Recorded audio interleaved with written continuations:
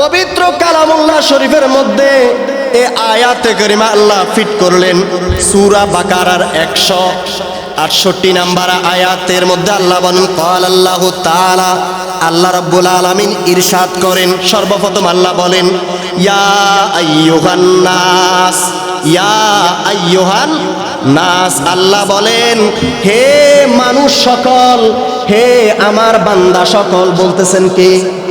আরো জোরে বলো না কে? আল্লাহ বলেন ইয়া আইয়ুহান নাস, হে আমার বান্দারা, হে আমার মানুষেরা, তোমাদেরকে আল্লাহ বলেন কুলু, তোমরা ফান করো। কি করো? আরো জোরে বলো না কি করো? ফান করো। আল্লাহ সর্বপ্রথম বলে কিভাবে বলতেছে দেখেন, কিভাবে তোমরা ফান করবা। কুলু মিম্মা ফিল আরদি, যা আমি আল্লাহ জমিনের মধ্যে তোমাদেরকে দিয়েছি। সুবহানাল্লাহ। আসেনের পরে আল্লাহ বলেন হালালান, যা কিছু তোমাদের জন্য আমি আল্লাহ হালাল করেছি। আল্লাহ বলেন তোমাদেরকে জমিনে যা দিয়েছি তার মধ্যে আমি তোমাদের প্রতি, তোমাদের জন্য যা কিছু কি করা হয়েছে?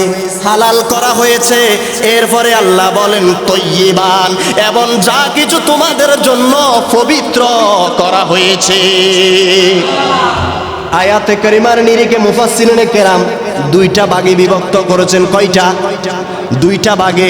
দুইভাবে উপার্জন করা যায়, দুইভাবে উপার্জন করতে হয়। এক নাম্বার হলো হালাল উপার্জন, দ্বিতীয় নাম্বার হলো উত্তম উপার্জন। সুবহানাল্লাহ বলেন না। এক নাম্বার হলো হালাল উপার্জন, দ্বিতীয় নাম্বার হলো উত্তম উপার্জন। বলতেছেন আল্লাহ নিজেই হালালান এক প্রকার, এর ফলে বলেন অতয়্যিবান, এবং পবিত্র, উত্তম। সুবহানাল্লাহ। এরপরে আল্লাহ বলেন ওয়ালা তাত্তাবিউ, আল্লাহ নিজেই বলেন তাদের নিকটস্থ হয়ো না, তাদের দিকে তোমরা যাও না। কাদের দিকে? কাদের সাথে মিশতে আল্লাহ নিষেধ করেন। আল্লাহ বলেন ফুতুয়াতিশ শায়তান, আমার আল্লাহ বলেন শয়তানের অনুসরণ করিও না, শয়তানের সাথে মিলিত হইও না। যদি তাই শয়তানের সাথে যদি মিলিত না হও, মিলিত না হলে তোমরা হালাল এবং তৈয়ব রিজিক পেতে থাকবে। হালাল এবং তৈয়ব, তাহলে কয় প্রকারে? কথা বলেন কয় প্রকার? এক নাম্বার হলো হালাল, আরেক নাম্বার উত্তম, আরেকটা কি? তৈয়ব, পবিত্র, উত্তম। আলহামদুলিল্লাহ বলেন। এবার আসেন কতটুকুন কিভাবে আপনি হালাল। এখন তো আল্লাহর রসুল বলেছেন, হাদিস শরীফ মিথ্যা হওয়ার সুযোগ নাই। আল্লাহর রসুল বলেন মানুষ রিজিক অন্বেষণ করবে, রিজিক তালাশ করবে, মানুষ ইনকাম করবে, কামাই রুজি করবে। কোন পথে ইনকাম করবে, কোন পথে গেলে সঠিকটা পাবে, কোন পথে গেলে খারাপটা পাবে, মানুষ তা চিন্তা করবে না। যেখানে যাই টাকা পেলে হয়, যেখানে যাই শুধুমাত্র রিজিক তালাশের জন্য বেরিয়ে যায়। হালাল না হারাম আল্লাহর রসুল বলেন তদারকি করবে না। আল্লাহর রসুল বলেন এজন্য আল্লাহ নিজে কোরআনের মধ্যে, আল্লাহর কোরআন আল্লাহ নিজেই বলেছেন দুইভাবে তোমরা রিজিক তালাশ করো, একটা হালাল রিজিক আর একটা হলো উত্তম তৈয়ব রিজিক, পবিত্র জিনিস।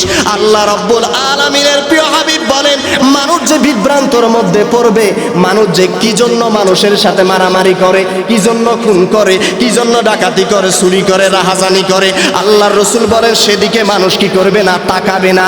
আল্লাহ রাব্বুল আলামিন সেজন্যই নির্ধারিত করে দিয়েছেন হে মানুষ সকল, তোমরা যা পান করবা, যা খাবে, আল্লাহ রাব্বুল আলামিন যা হালাল করেছেন এবং পবিত্র করেছেন তা থেকে কুলু ওয়াশরাবু মির রিজিকিল্লাহ, আল্লাহ তোমাদেরকে যা যেই রিজিক দিয়েছেন হালাল ভাবে, ওই রিজিক থেকে তোমরা খাও এবং পান করো।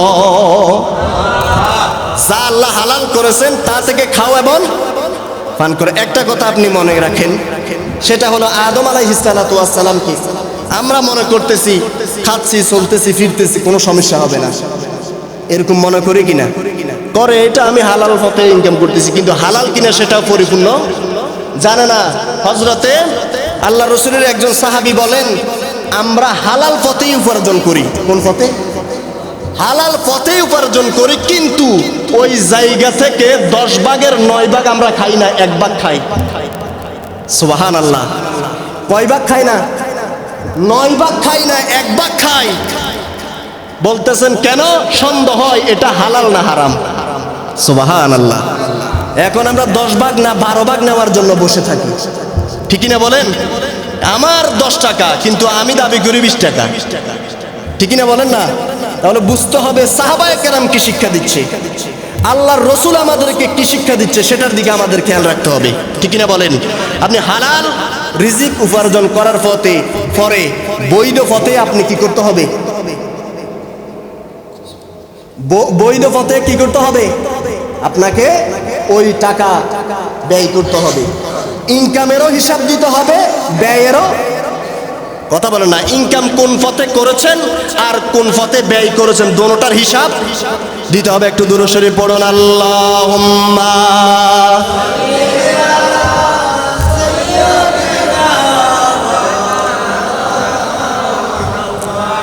ওয়া আলা আলি।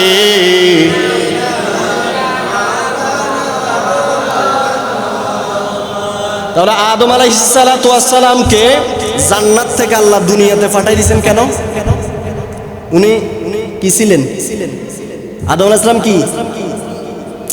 এটাও জানেন না? আমাদের পিতা তো আদি পিতা। তো আদম আলাইহিস সালাম আমাদের কি ছিলেন? আদি পিতা, নবী ছিলেন। আদম আলাইহিস সালাতু ওয়াস সালামকে জান্নাত থেকে আল্লাহ দুনিয়াতে পাঠাই দিয়েছেন কেন?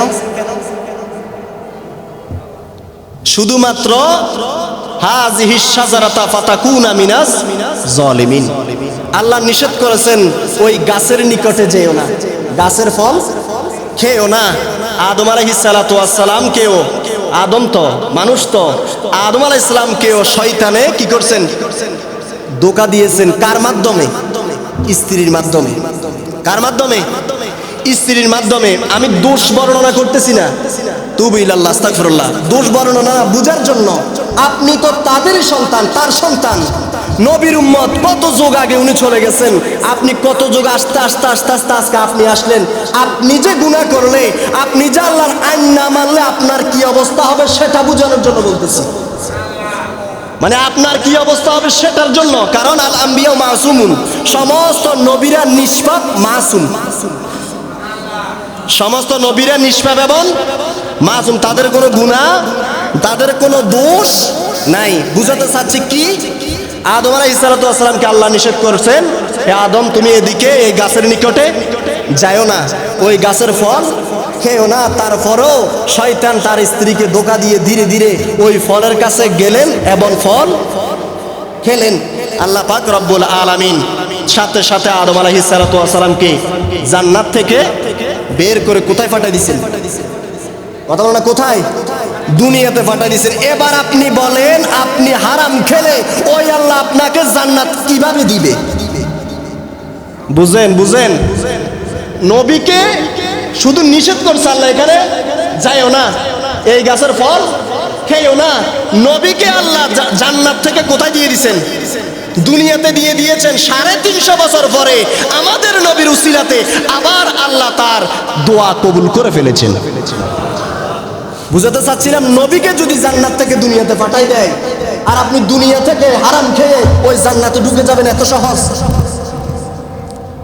এত সহজ?